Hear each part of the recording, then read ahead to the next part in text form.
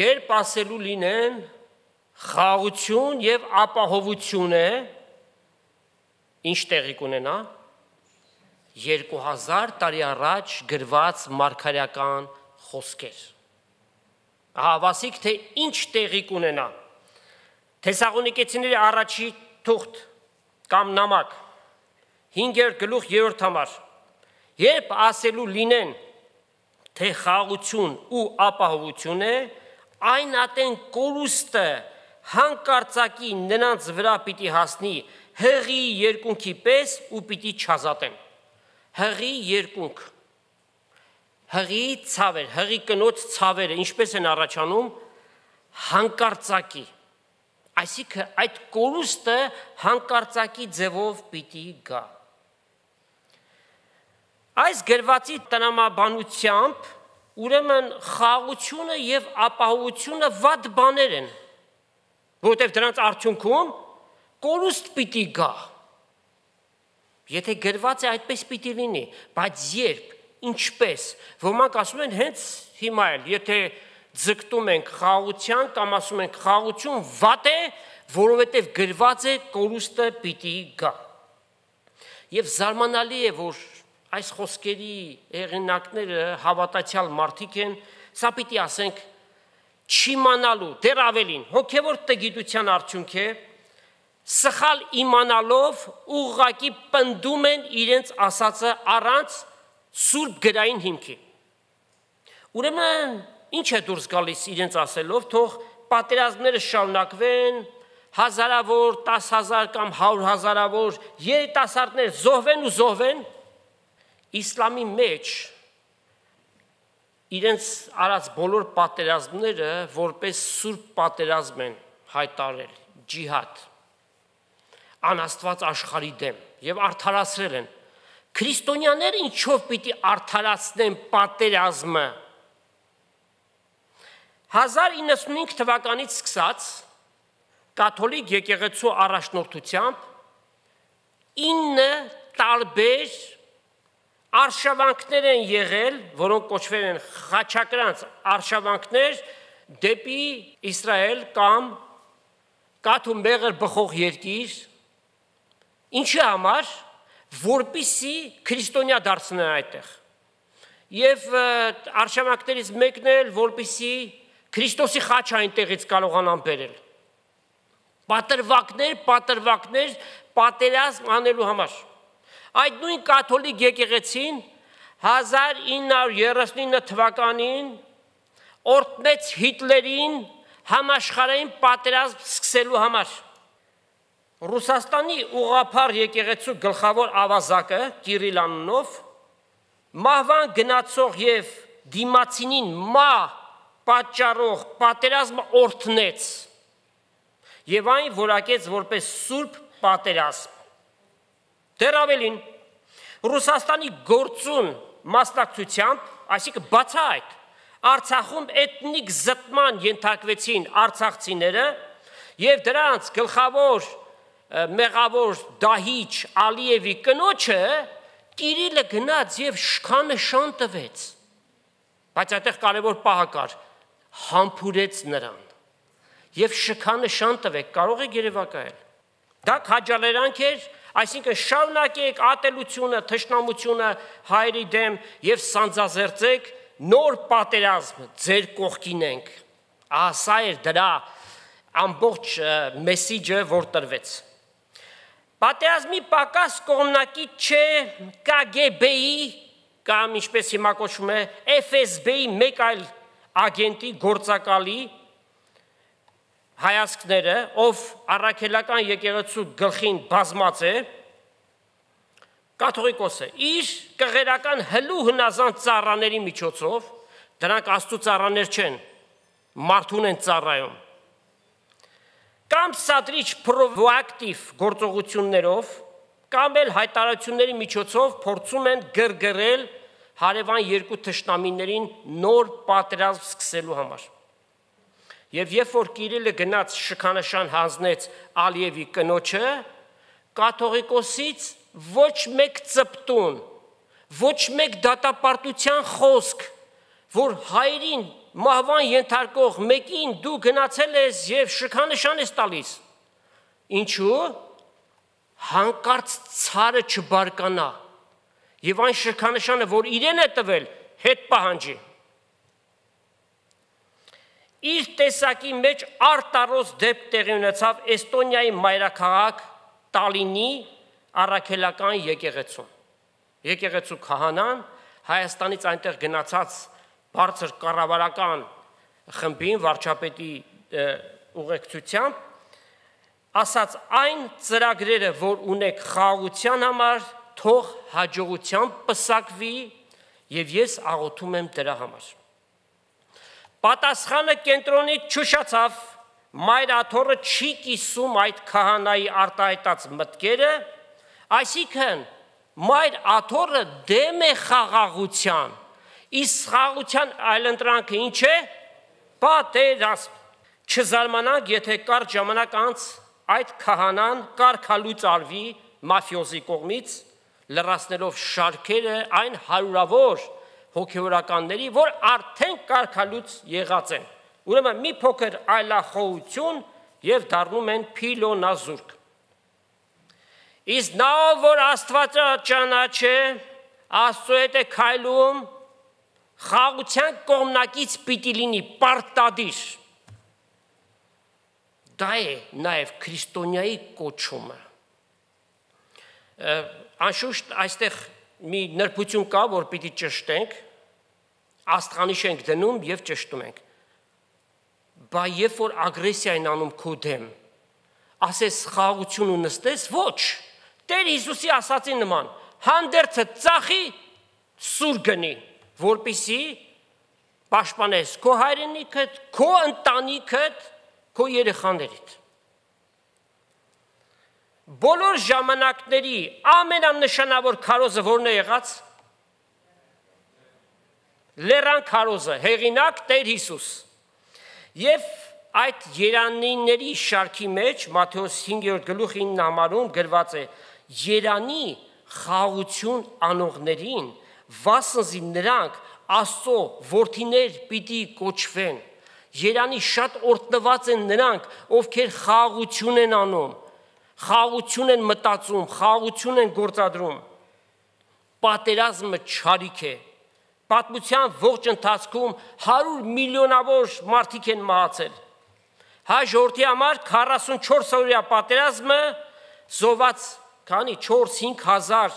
երիտասարդների մահվան այդ ցավը դեռևս չի սպիացել։ Այդ ծնողները դեռևս այդ ցավով ապրում են։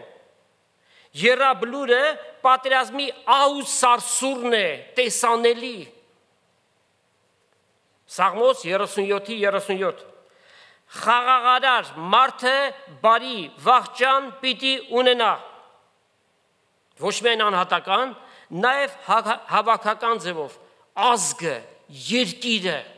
եթե ձգտում է խաղաղության։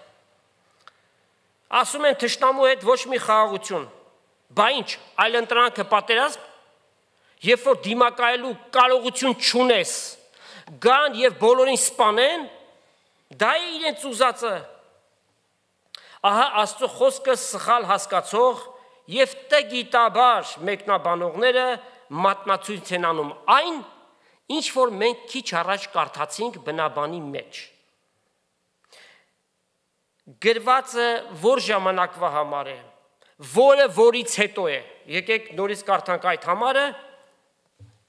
եւ բացատրություն տանք։ Ուրեմն, երբ ասելու լինեն թե խաղաղություն եւ ապահովություն է, այն ատեն կորուստը հանկարծակի նրանց վրա պիտի հասնի հղի երկունքի պես եւ չեն ազատվելու։ Որ ժամանակվա համար է սա գրված։ Երբ պիտի ասեն եւ կորուստը ում վրա պիտի գա։ Անցյալում եւ ներկայիս եղել է մի շրջան, որ ամբողջ աշխարհը խաղաղությամբ ապրի։ Չենք ասում առանձին երկրներ։ Ամբողջ աշխարհը չի եղել։ Եթե մեծ տեսանելի պատերազմներ չեն եղել, ազգամիջյան միշտ հակամարտություններ եղել են, Աֆրիկայում մշտապես այդ ցեղերի միջև մշտական պատերազմներ կա, հարյուրամյակներ իրար սպանում են։ Ուրեմն երբեք խաղաղություն աշխարհի վրա չի եղել։ Մի պատերազմ ավարտվել է, ուրիշ մեկն է սկսվել, կամ մեկը չավարտված ուրիշ մեկն է սկսվել եւ այդպես շարունակաբար 2000 տարի առաջ գրված մարգարեական խոսքերը դեռևս չեն իրականացել, ձեզ հաստատապես ենք ասում։ Իսկ երբ պիտի լինի, շատ պարզորոշ ձևով մեզ տալիս է պատասխանը Աստծո խոսքը։ Մենք համատեքստից, կոնտեքստից վերցրեցինք այս համարը։ Հիմա ամբողջ համատեքստը կարդանք, բարբերությունը կարդանք, նույն Թեսաղոնիկեցիների առաջին նամակ 5-րդ գլուխ եւ առաջին երկու համարները կարդանք։ Բայց այն ժամերի եւ ժամանակների համար եղբայրներ պետք չէ մի բան ձեզ գրել, քանզի դուք աղեք գիտեք, թե Տիրոջ օրը գիշերվա գողի պես պիտի լինի, որից հետո ասվեց, երբ որ ասեն խաղաղություն եւ ապահովություն է։ Ուրեմն պիտի կարողանանք ժամանակները համադրել, այլապես մեկ համար վերցրած եւ վարդապետություն դարձրած, ավասի կանգնենք այդ շատերի օրը կամ վիճակը, որ ասում են ոչ մի խաղաղություն, որտեղ եթե խաղաղություն ասենք կորուստ կգա։ Սա նշանակում է Աստծո խոսքը ուղղակի չհասկանալ։ Ժամեր եւ ժամանակներ, քրոնոս եւ քայրոս։ Եթե հիշում եք, այսպիսի քարոզախոսություն ունենք, մեկ ամբողջ ժամ դրա մասին խոսել ենք։ Քրոնոս ժամեր, times եւ խորքի մեջ նշանակում է պահ, մեկ պահ։ Քայրոս seasons անգլերենով ժամանակներ, մեծ ժամանակաշրջանի, մեծ դարաշրջանի մեջ։ Ուրեմն քրոնոս եւ քայրոս հասկանում ենք, որ այդ մեծ դարաշրջանի մեջ միայն չգիտենք այն պահը, երբ որ պիտի տեղի ունենա ինչ, այո, հափշտակություն։ Այս եկեղեցում այս նյութերը այնպիսի հաստատուն հիմքի վրա են դրված, որ մեր եղբայրները քույրերը այս մասին գիտեն փառք Տիրոջ։ Նախորդող համարներն էլ պիտի կարդանք, որպեսզի կարողանանք միմյանց հետ միացնել եւ հասկանալ ամբողջ պատկերը։ Ուրեմն Թեսաղոնիկեցիների առաջին նամակ 4-րդ գլուխ 12-ից 17 համարներ։ Չենք ուզում եղբայրներ, որ տգետ լինեք ննջեցյալների վրայով, որպեսզի չտրտմիք, ինչպես ուրիշներ, որոնք հույս չունին։ Քանզի եթե կհավատանք, թե Հիսուս մեռավ եւ հարություն առավ,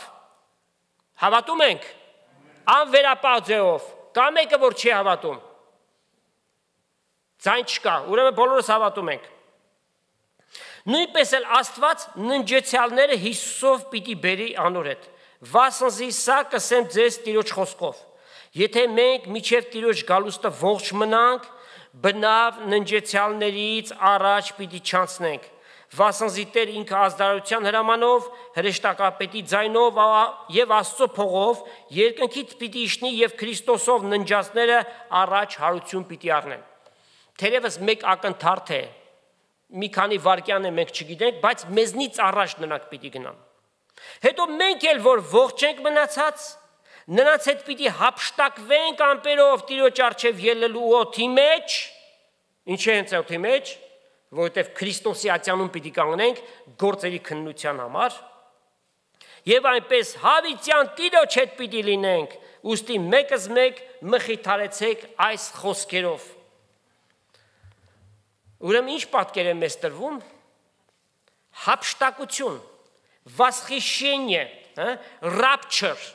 cut up, անգլերենով այդպես է գրած, բայց լատիներեն գրությունը ուրեմն rapture է, որ հունարենով հարփազո, մեկ ակնթարթի մեջ փոխվել, գաղտնի աշխարհի համար,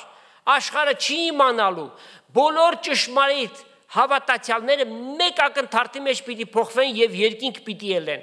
Դուք պատկերացնում եք աշխարհի վիճակը։ Արդեն նախապատրաստել են, թե ինչ պիտի ասեն, որովհետեւ գիտեն քրիստոնյաները ինչ են քարոզում, ինչ պիտի ասեն, UFO-ները, այլ մոլորակայինները եկան եւ այդ հավատացյալներին, այդ ծայրահեղ հավատացյալներին, ովքեր ուրիշ բան չգիտեն, մենակ Հիսուս են խոսում, առան տարան որպեսի պատժեն։ Ուրեմն աշխարհի համար գաղտնի պիտի լինի դա, մեկ ակնթարթում պիտի լինի եւ Պողոս Արաքյալը Կորինթոսի եկեղեցուն շատ հրաշալի ձևով դա ներկայացնում է, թե ինչպես պիտի տեղի ունենա։ Կորինթացիների առաջին նամակ 15-րդ գլուխ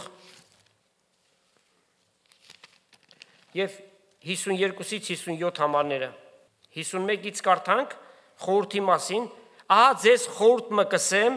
ամենքս պիտի չննջենք, նույն բանը, բայց ամենքս պիտի փոխվենք հանկարծակի աչք գոցել բանալու մեջ, աչքը փակի բացի, Զրամբողջ 11:100 վայրկյան։ Վերջին փողի հնչվելու ատենը, որովհետև փողը պիտի հնչվի, մեռելները հարություն պիտի առնեն առանց ապականության, մենք էլ պիտի փոխվենք։ Վասնզի պետք է որ այս ապականացու մարմինը անապականություն հագնի, այսինքն մեր վրայից այս մեռնող, ծերացող, հիվանդացող մարմինը պիտի հանենք եւ Աստված մեզ այն մարմինը պիտի տա, ինչ որ հիմա կրում է Տեր Հիսուս, փառավորյալ մարմին։ Այս մահկանացուն անմահություն պիտի հագնի, բայց երբ այս ապականացու մարմինը անապականություն հագնի եւ մահկանացուն անմահություն, այն ատեն պիտի կատարվի այն խոսքը, որ գրվեց. մահը հաղթության մեջ ընկնվեց, ուր է ով մահ քո խայթոցդ, ուր է ով գերեզման քո հաղթությունդ, մահվան խայթոցը մեղքն է, մեղքի ուժն էլ օրենքն է, բայց գոհություն Աստծո, որ մեզ հաղթություն կտա Տեր Հիսուս Քրիստոսի ձեռքով։ Ուրեմն ինչպես պիտի տեղի ունենա, կերպը ինչպիսին է, որ հափշտակությունը պիտի լինի։ Գիշերվա գողի պես։ Տեր Հիսուս այդպես պիտի գա, որպեսզի իր մարմինը կազմող եկեղեցուն վերցնի։ Եվ երբ որ Հիսուս իր գալստյան, երկրորդ գալստյան նշաններն էր հայտնում իր աշակերտներին, հետևյալ ասած, Մատթեոս 24, 42-ից 44 ամանները։ Ուրեմն արթուն կեցեք, վասնզի չեք գիտեր, թե որ ժամուն ձեր Տերը պիտի գա։ Բայց այս գիտեք, թե երբ տանտերը գիտնար, գիշերվա որ պահուն գողը կգա, արթուն կկենար եւ թող չեր տար, որ իր տունը ծակեն։ Այն ժամանակ գողություն երբ որ անում են, տունը ծակում էին դրսից, մտնում գողություն էին անում։ Եվ գողը երբեք չի հայտարարում ասելու, որ այսին ժամին պիտի գնամ գողություն անելու։ Գիշերով, որը մեկը չտեսնի։ Համատությունը այդ կերպով գնաց։ Հիսուս էլ աննկատ աշխարհի համար պիտի գա եւ իր մարմինը կազմող եկեղեցին վեր պիտի առնի։ Ուրեմն գիշերվա գողի պես, ինչպես հաստատվեց նաեւ Տեր Հիսուսի խոսքերում։ Եկեղեցին պիտի վերցվի։ Բոլոր վերստին ծնունդ ունեցող քրիստոնյաները, born again Christians, ավանդական քրիստոնյաներ կան, անվանական քրիստոնյաներ կան, իրենց ամբողջ կյանքը մոմել են վառել, ամեն տեսակ ավանդություններ էլ արել են, Աստծո անուններ իրենց բերանից չի պակսում, բայց եթե վերստին ծնունդ չունեն, դուրս են մնալու։ Սա պայման է,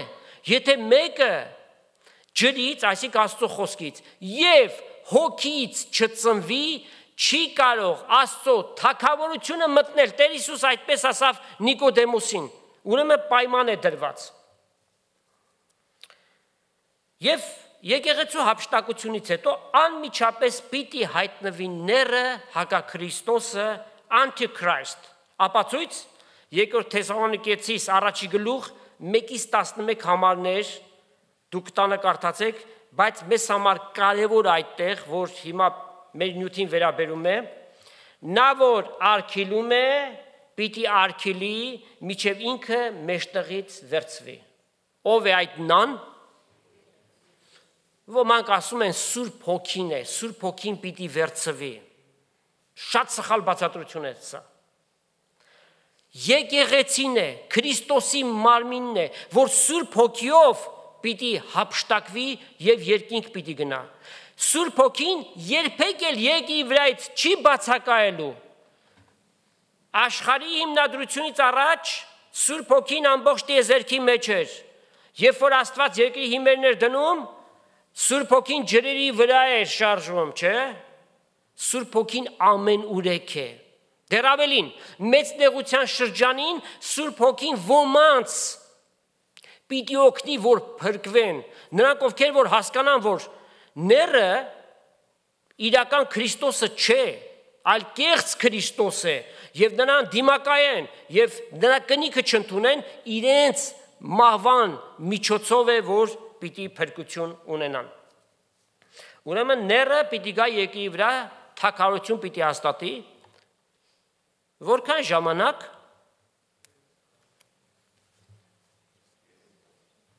Ոմանք ասում են 3.5 տարի։ Հիմա քննենք։ Դանիել 9:27 համար։ Ու յոտնյակը շատերի հետ ուխտ պիտի հաստատե։ Ով է եկողը։ Ները։ Ուրեմն Դանիելի 77-յակները կա, 62-յոտնյակ, 7-յոտնյակ եւ վերջին 1-յոտնյակն է մնացել։ Եվ յոտնյակի մեջտեղը զոհն ու պատարակը պիտի դադարեցնե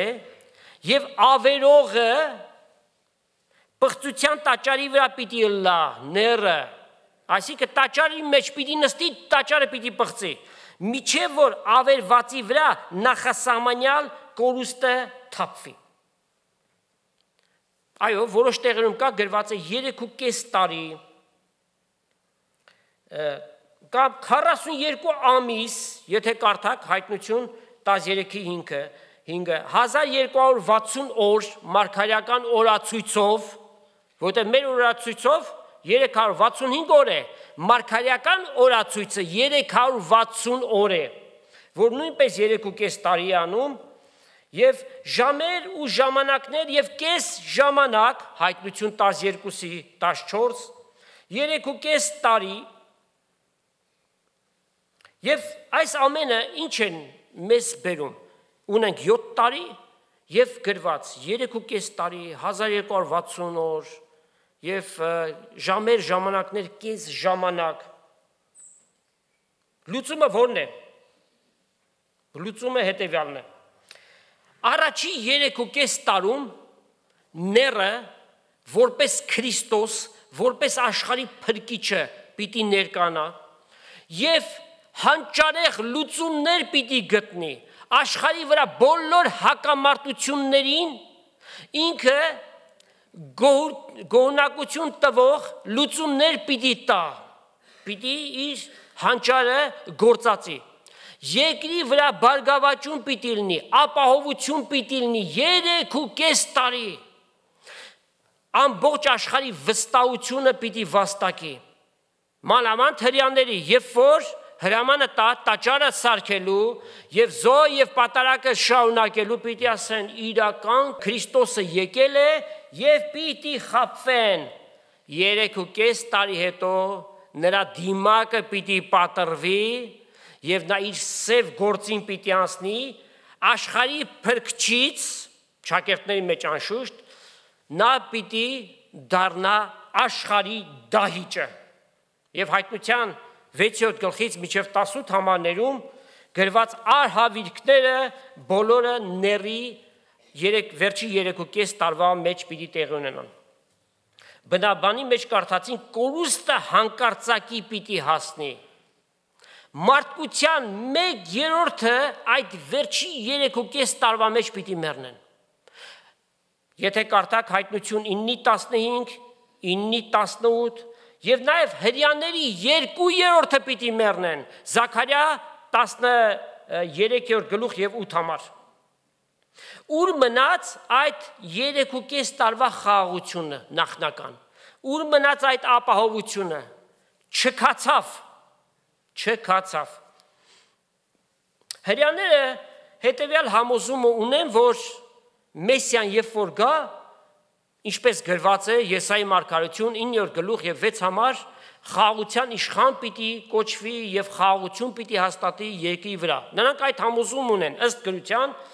մեզ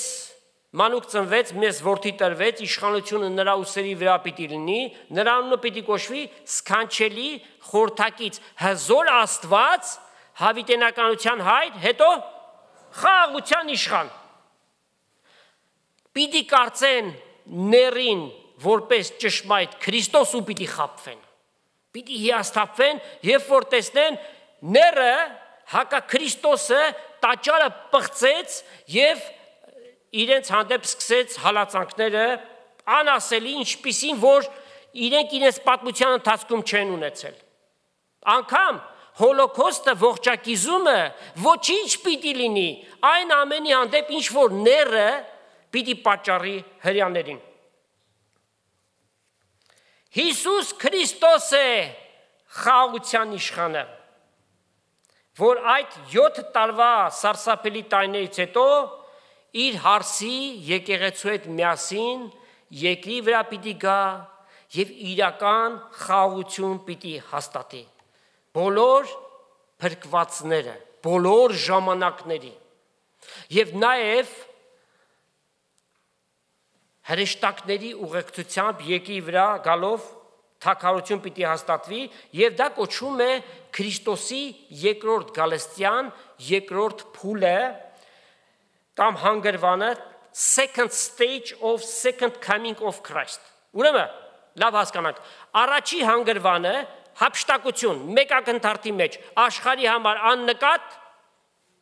Քրիստոս իր եկեղեցին երկինք տարավ։ Հայտնվեց ները 7 տարվա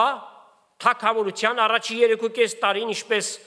Աստուխոսն է բացատրում պիտի լինի խաղաղության տարիներ ները ամեն կերպերով մարդկանց սրտերը պիտի շահի որ բոլորը մատնացույց անեն իրեն եւ ինչպես գրած է հայտնության 13-րդ գլխում պիտի պաշտեն որպես Աստված հայտնված մարմնով վերջին 3.5 տարին սարսափներ պիտի գա երկրի վրա մարդիկ չգիտեն, լսում են, չեն հավատում, ասում են ինչպես կլինի այդպիսի բան։ Իսկ միևնույն ժամանակ երկնքի մեջ 7 տարի գառնուկի կոչունքը պիտի լինի, հարսանիքը։ Եվ Հիսուս իր հարսը պատրաստում է, որ Փեսայի առջև պիտի դուրս գա եւ այդ 7 տարվա կոչունքը պիտի տեղի ունենա։ Հիսուս եկի վրա իրական անփոփոխ արդարության, սրբության եւ խաղաղության թագավորություն պիտի հաստատի, որ կոչվում է Millennial Kingdom, հազարամյա թագավորություն։ Եվ այդ թագավորությունը փառահեղ պիտի լինի։ Իսկ Հիսուսի երկրորդ գալստյան երկրորդ հանգրվանը տեսանելի ամբողջ աշխարհի համար, եկեք կարդանք Հայտնության 19-րդ գլուխ 11-ից 16 համարները։ Տեսա երկինքը բացված եւ ճերմակ ձիմը, նրա վրա հեսնողը հավատարիմ եւ ճշմարիտ կկոչվի, արդարությամբ դատաստան կտեսնե եւ կպատրազմի, նրա աչքերը կրակի բոցի պես էին, նրա գլխի վրա շատ թագեր կային եւ գրված անունը, որ մեկը չգիտեր, բայց միայն ինքը։ Արյունով ներկված հանդերձ հագած էր, դատաստան պիտի անի, ազգերի դատաստանը։ Անոր անունը բանն Աստծո, սկզբեն էր բանը եւ բանը Աստծո մոտ էր եւ բանը Աստված էր։ Երկնքի մեջ եղող զորքերը նրա ետևից կերտային ճերմակ ձիերով, ճերմակ եւ մաքուր բեհեզներ հագած։ Անոր բերնեն սրած սուրմը կելեր, որպիսի անով ազգերին զարնե եւ ինքը երկաթյա գավազանով, այսինքն աստվածապետական օրենքներով, պիտի երկրի վրա հովվե եւ ամենակալ Աստծո սաստիկ բարկության գինի հնձանը ինքը պիտի կողե։ Եվ իր պատմուճանի եւ իր ազդրի վրա գրություն մկար։ Ինչ տերտերած եւ թակավորած օրհնյալ է Տեր Հիսուս։ Նաեւ ների վաղճանն է մեզ ներկայացված նույն Հայտնության 19-րդ գլխում, երբ որ Հիսուս գա իր բերնի շունչով պիտի ոչնչացնի ներին էլ սուտ մարգարեին էլ կարդանք ները որ սուրբ գրքի մեջ նաև ներկայացվում է որպես գազանը բռնվեց 20 համարից եւ անոր է սուտ մարգարեն եւ որ անոր արչեւ նշաններ հրավ որոնցով մոլորեցրուց գազանի դրոշմը ընդունողներին եւ անոր պատկերին երկրպարություն անողներին երկուսն էլ ողջ ծծումբով վառված կրակի լիճը գցվեցին եւ ուրիշներ էլ սպանվեցին ձիու վրա հեսնողի սուրից որ անոր բերնեն կելներ ու բոլոր թրջունները անոնց մարմիններեն կշտացան ինչպիսի սարսափելի բաներ են գալիս բայց ինչ ենք տեսնում Աստծո դատաստանը արդար է Աստված ամենին արդարությամբ պիտի հատուցանի անշուշտ մենք այդքան ժամանակ չունենք որպեսզի խոսենք այն խաղաղության մասին որ հազարամյա թագավորության ժամանակ պիտի գա մենք շարք ունենք դրանց կարող եք ձեր մտքերը նորոգել միայն մենք շատ լավ գիտենք որ Աստված խաղաղության Աստված է ով հավատացյալ ճշմարիտ հավատացյալ Աստված խաղաղության Աստված է պատերազմի Աստված չէ Առաջի Կորինթացիս 14:33-ում հենց այդպես է գրված Հիմա գանք այդ խաղաղությունը անհատական գետնի վրա մեղքի եւ մեղավոր լինելու պատճառով ադամորդիները մի ժամանակ մենք էլ այդ կարգավիճակը ունեինք Աստծո հետ խաղաղություն չունեն Աստծո բարկությունն է նրանց վրա բորբոքված բայց Հիսուս այդ մեղքի պատնեշը որ մարդկանց եւ Աստծո միջև կա ինքը իր մարմնով քանդեց դառնալով միջնորդը մեղքերի թողության եւ քավության եկեք Եփեսացիների 2-րդ գլխից կարդանք 14-ից 16 համարները ասում է Վասնզի Հիսուսն է մեր խաղաղությունը որ երկուսը մեկ արավ եւ մեջտեղի բաժանող պատը այսինքն իրար հետ եղած թշնամությունը մարդ եւ Աստված մարդ եւ մարդ իր մարմնով քանդեց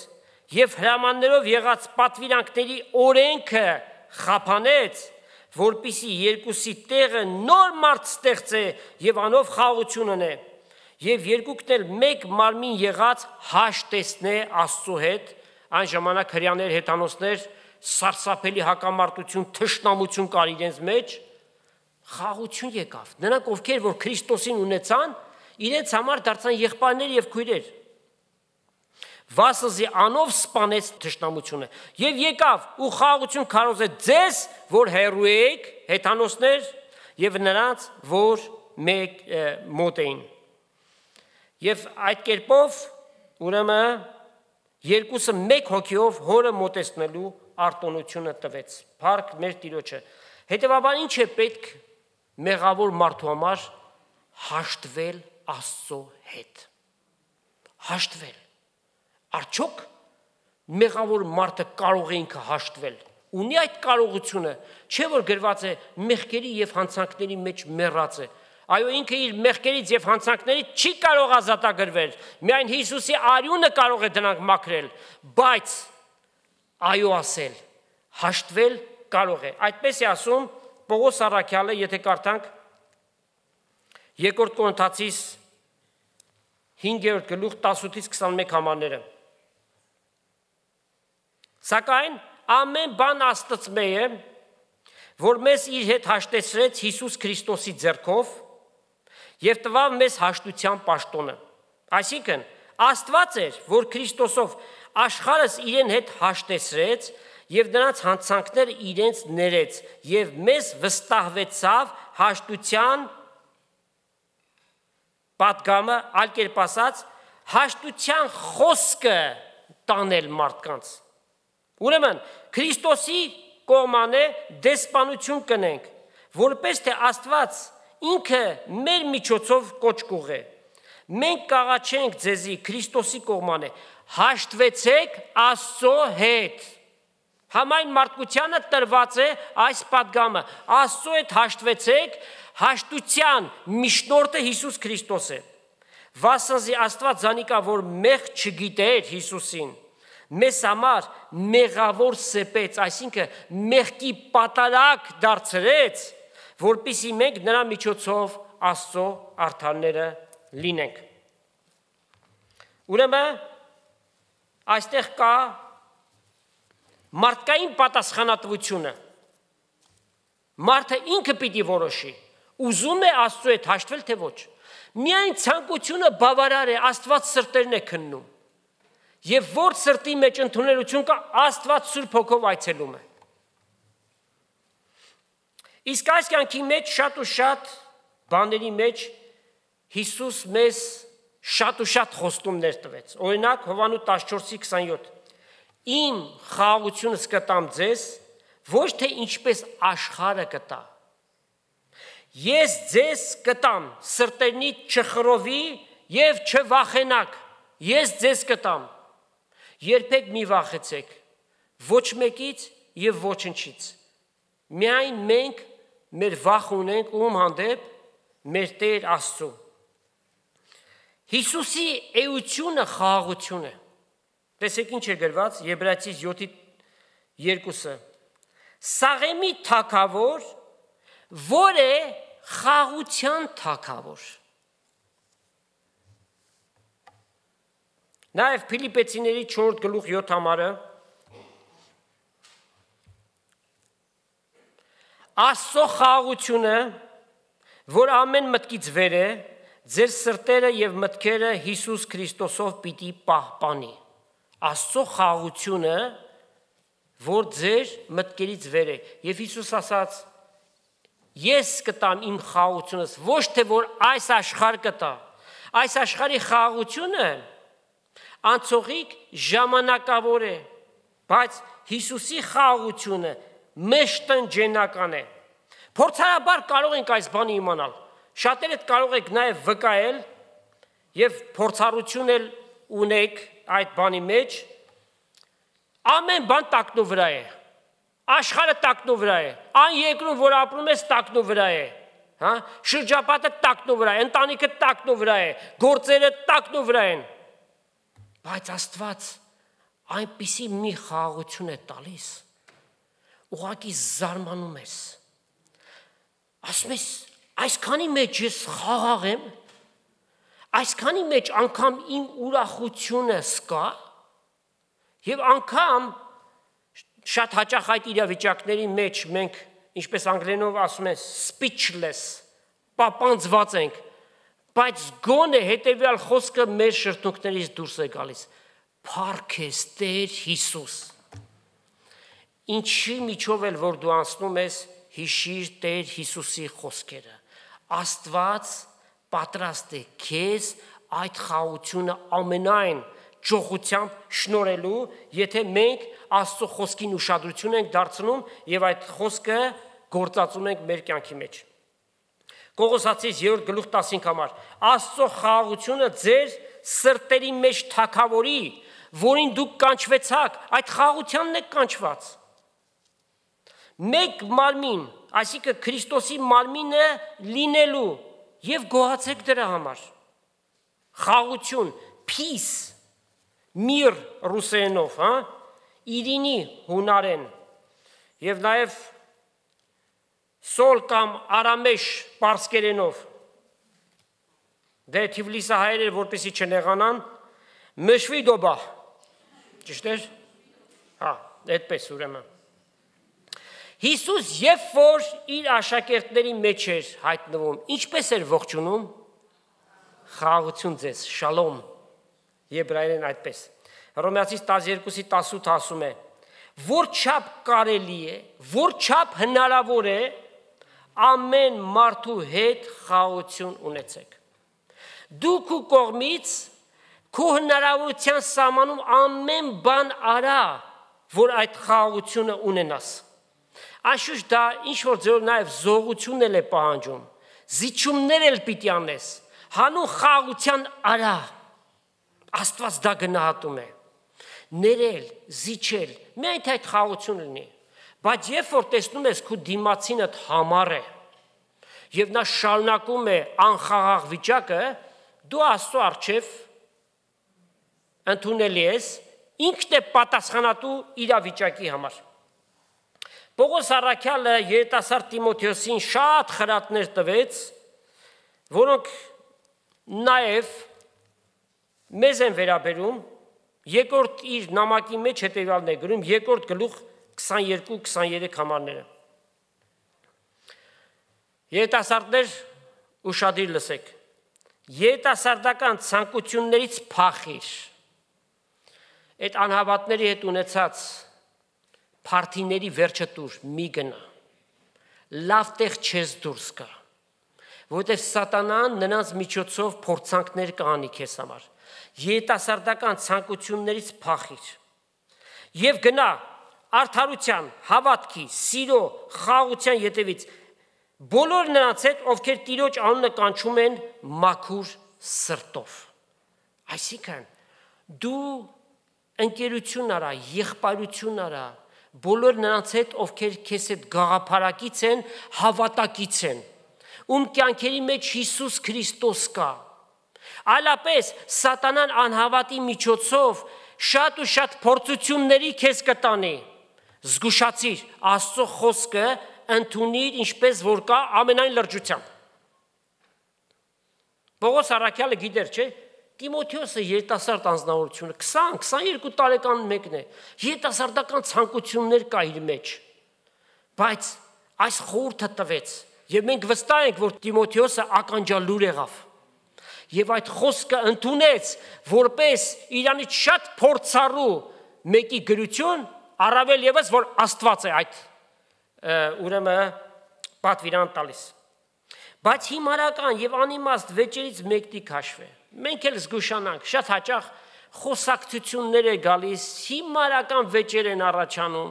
ներկա ժամանակների մեջ ամենամեծ վիճաբանության նյութերը քաղաքականությունն է,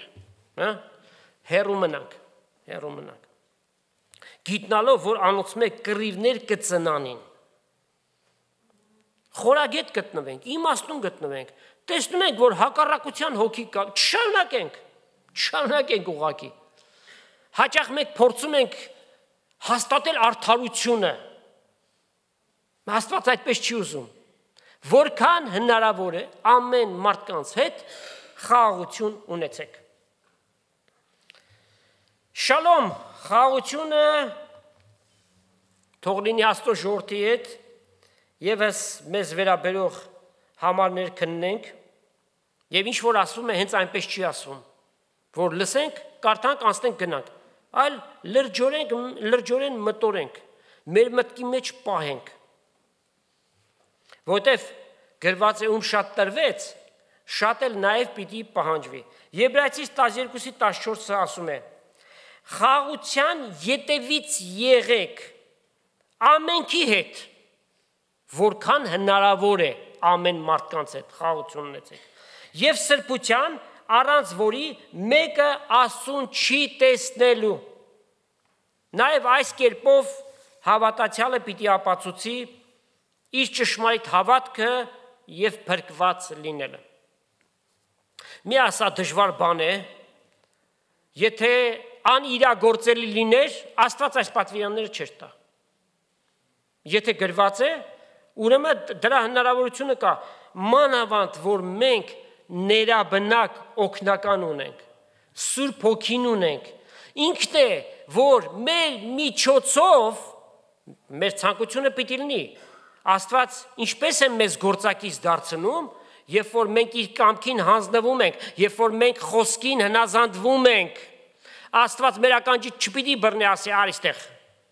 արի ես մի բանը իրականացնենք, ոչ, մենք պիտի ցանկանանք դա։ Ուրեմն Սուրբ Հոգին գործակցում է մեզ հետ, երբ որ մենք թույլ ենք տալիս այդ բանը կատարվելու։ Գաղատացիս 5:22 համար ինչ է գրված։ Սուրբ Հոգու պտուղը սեր, խնդություն, երրորդ տեղում որն է խաղաղություն։ Ուրեմն շատ կարևորված մի բան է։ Բաղադրիչը Սուրբ Հոգու պտուղի նաև այդ 9 բաղադրիչներից մեկն էլ խաղաղությունն է։ Մեր մեջ բնակվում է իրագործման հեղինակը ինքն է, մնում է որ մենք գործակցենք հնազանդությամբ եւ խոնարհությամբ։ Արժեքավոր գործնական պատվիրաններ Պետրոս Առաքյալի գրչով գրված կամ ում որ ինքը հանձնարարել է որ գրի, բայց մեզ է հասել որպես պատվիրաններ, կարդանք Պետրոս Առաքյալի առաջին նամակ 3:8-ից 12 համարները։ Եթե կարող եք հաշվեք, թե այս գրության մեջ քանի պատվիրան կա։ Վերջապես, ամենքդ մեկ մտքի վրա եղեք։ Կարեկից, եղբայրասեր, ողորմած, քաղցրաբարո, չլաթե չարության փոխարեն չարություն հատուցանեք, կամ նախատիկի փոխարեն նախատիկ։ Այլ ընդհակառակը օրհնեցեք, գիտենալով, որ այս բանի համար կանչվեցաք, որպիսի օրհնություն ժառանգեք։ Վասնզի նա որ կուզե կյանք սիրել եւ բարի օրեր տեսնել, իր լեզուն թող դադարե չարությունից եւ իր շրթունքները նենգություն խոսելուց։ Բամբասանք, անեծք, չարախոսություն, Աստված դատապարտում է այս բաները։ Թող չարությունից ետ քաշվի եւ բարությունն է, թող ինչի մասն ենք խոսում, խաղաղություն փնտրե եւ անոր եթևից երթա։ Վասնզի Տիրոջ աշկերը արթավների վրա են եւ իր ականջները անոնց աղոթքին, բայց Տիրոջ երեսը չարագործների դեմ է։ Ուրեմն խաղաղություն փնտրենք եւ խաղաղության ետևից գնանք։ Աստված խաղաղության Աստված է։ Եվ ինչ կարդացենք։ Խաղաղասեր մարդը բարի վախճան կունենա։ Ինչ վախճան է դա։ Հավիտենական կյանքը, որ Տերը մեզ տվեց, ամեն ճշմարիտ վերստին ծնված հավատացյալ խաղաղասեր պիտի լինի, խաղաղության ետևից գնացող պիտի լինի։ Տեր Հիսուսի խոսքով ավարտենք այսօրվա մեր նյութը։ Երանի խաղաղություն անողներին, որովհետև նրանք Աստծո որդիներ պիտի կոչվեն։ Եթե Աստծո որդի դարձել ենք, խաղաղության ետևից լինենք, եթե Աստծո որդի դեռ չենք դարձել, այսօր ապաշխարենք, մեր սիրտը Տիրոջը տանք, որպեսզի Սուրբ Հոգին գա մեր մեջ եւ այդ աստվածային խաղաղությունը բերի, ինչպես Տեր Հիսուս ասաց, աշխարհ ձեզ ինչ խաղաղություն կտա, անցողիկ, ժամանակավոր, բայց իմ խաղաղությունս, որ ամեն մտքից վեր է, ձեր սրտերն ու մտքերը պիտի պահպանե Տիրոջով միջև իր սուրբ գալուստը։ Տերը օրհնի իր խոսքը ձեզանից ամեն մեկին, Տեր Հիսուս Քրիստոսի շնորհքը, Հայր Աստծո սերը եւ Սուրբ Հոգու հաղորդությունը Աստծո ժողովրդի հետ լինի, ամեն։